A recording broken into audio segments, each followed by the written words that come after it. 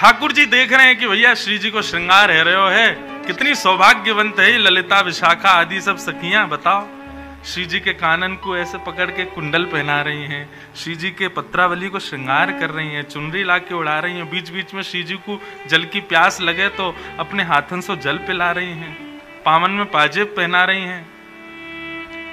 ठाकुर जी की इच्छा है रही है कि ये सेवा हमको मिल जाए, लेकिन ये जब तक ये सवरी खड़ी रहेंगी तब तक हमको ये सेवा नहीं मिलेगी। तो ठाकुर जी ऐसे वहीं विचरण कर रहे थे, तो ठाकुर जी बोले मुंह को तो बड़ी जोर की भूख लगी है, ऐसा मन कर रहा हो कि कोई वृक्षन से फल तोड़ के लिया है, मुंह को खवाए दे, मैं तो आनंदित है जाऊं। तो सहचरियां भले ही ठाकुर जी से उठी उठी रहती हैं, थोड़ी न तेज आवाज में ही रहे, लेकिन वो एक पंक्ति है, हम श्री राधे जू के बल अभिमानी, टेढ़े रहत मोहन रसियासों बोलत अटपटी वाणी।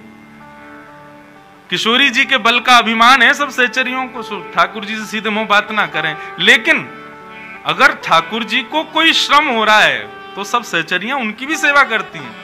ठाकुर जी बोले मुझे तो मन कर रहा है कि बहुत जोर की भूख लगी है, कोई फल तोड़ के लिया है। इतने में एक सखी बोली, श्यामाजू ठाकुर जी को भूख लगी है, ये बाकी सब सखी लगी, मैंने फल तोड़ लाऊं? हाँ जाओ। लालजू अभी रुको, हम अभी आपके लिए फल लाए। एक गई। ठाकुर जी बोले और बच्ची हैं, इनको कैसे भगाऊं? अरे मुंह को तो प्यास भी लगी है, कोई जल लिया तो, यमुना जल से आजकल प्यास ना बुझे भैया, कोई बढ़िया मटका में भर के और कुआ ते निकाल के लेके आवे तो आनंद आ जाए। तो एक सखी बोले अरे जय जय को प्यास लगी है, मैं जाऊं। दूसरी सखी भाग गई। लेकिन चतुर दो सखियां हैं, ललिता और विशाखा, ये सब समझ जाएं ठाकुर जी के मन की बातन में। आहा, इतना सुंदर श्री भगवत रसिक जी का पद है। लाल एती चतुराई कहां पाई। ये लाला, इतना चतुराई तुम में कहां से आई है? अब तो दो ही सखी रह गई, बाकी सब सखी तो ठाकुर जी ने भेज दी। कोई से कहती है तेरो कसम चिल्ला रहा है, जल्दी जावा को भूख लगी है, जाके भोजन बना। बोली लाडली जू मैं अभी आऊं, भोजन पवा के। एक वैसे चली गई, सबको भगा दी और दो ही रह गई। तब विशाखा ने देखा कि भाई ये समझ रहे हैं हम कहा इनके मन में चल रहे हो है, तब वो गा रही हैं। अब देखो ठाकुर जी के हृदय का भाव यहां प्रकट कर रही हैं। लालेती चतुराई कहां पाई। लाल जी चतुर तो बहुत हो आप। बोले क्यों? बोले सब एक एक करके सखी भगा दें आपने, आपके मन में कहा चल रहा है हमें सब पता है। बोले कहा? बोले जावक के मिस पांव परत हो। जावक कहते हैं वो लाल लाल लगाती माता चरणों में, क्या बोलते हैं उसको? हैं? महावर, महावर बोलते हैं ना। तो सखियां तो सब श्रृंगार कर रही हैं किशोरी जी को, लेकिन ठाकुर जी बीच बीच में कहा करें जावक चिन्ह लिया में, जावक लिया में, और बीच में कहें आप सब ऊपर को करो, मैंने चरणन में एक जावक लगा दूं। विशाखा ललिता बोली हम सब समझ रही हैं, ये जावक के मिस पांव परत हो। आप श्री जी के पांव छुए को प्रयास करो, या ये महावर लगावे के चक्कर में हम सब समझे आपकी बातन में। जावक के मिस पांव परत हो, करन चात आपन मन भाई, करन चात आपन मन भाई। अपने मन की सी सेवा करना चाहो, हम सब जान रही हैं। लालेती चतुराई कहां पाई, लालेती चतुराई। ठाकुर जी बोले ना ना ऐसी बात ना है, अरे आप ले लो महावर तो आप लगाओ, जावक चिन्ह आप बनाओ, मौका पड़ी है।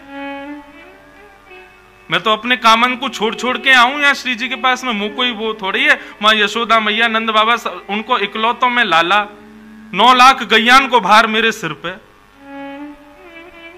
पूरा घर मुंह को संभालना पड़े। अरे तुम तो सब बरसाने वाली हो, माँ तो अनेक सब लोग हैं संभालने को, नहीं तो पूछो तो पूरे गोकुल तो मेरी भ्रगुटीन पे ही रहवे।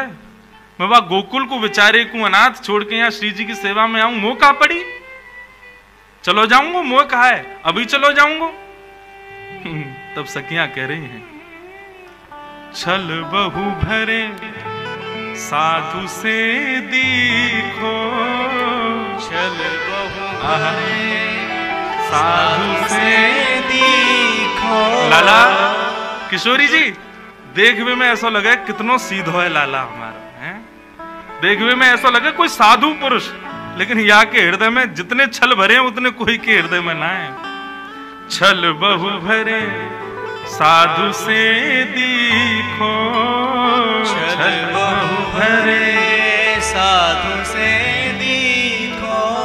यही कि मिस आपने कहा कियो, सखियन बतावत सेवकाई लालन, सखी बतावत सेवकाई। और यही छल के कारण आपने सबरी सखी यहाँ से भेज दें, मुझको फल लेके आओ, मुझको जल लेके आओ, तेरो खसम चिल्ला रहा हो, तेरो बालक रो रहा है, सब भेज देंगे यहाँ से। ठाकुर जी बोले पोल पट्टी खुल ही गई है, सब इन्हें पता चली गया कि हम श्री जी के संग एकांत में उनको श्रृंगार करवे को भाव रख रहे हैं। वो लाला यहाँ पे अब गुमान करवे तो काम नहीं चलेगा, झुक जा। विशाखा अब तू समझ ही गई है मन की बात, तो फिर पूर्ण कर ही दे, हमारे काम को पूर्ण करवा ही दे, श्री जी को श्रृंगार को अधिकार हमें ही दे दे। भगवत पाई परो ललिता के, भगवत पाई परो ललिता के। राज करो चिर सुखदाई, राज करो चिर सुखदाई।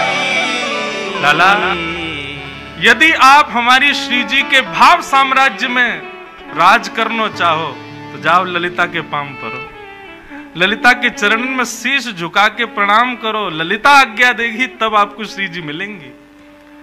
और श्री जी की सेवा पावे के लिए हमारे श्याम सुंदर ललिता के चरणन में प्रणाम कर रहे हैं, सिर रख कर के दंडवत कर रहे हैं, ताकि ललिता अधिकार दे श्री जी के सेवा को। हमारे लाल जी को सबसे प्रिय है श्री जी की सेवा, लेकिन श्री जी की सेवा तब तक नहीं मिलेगी जब तक सहचरी कृपा नहीं करें। आज के भाव में ये सहचरियां कौन है बंधु?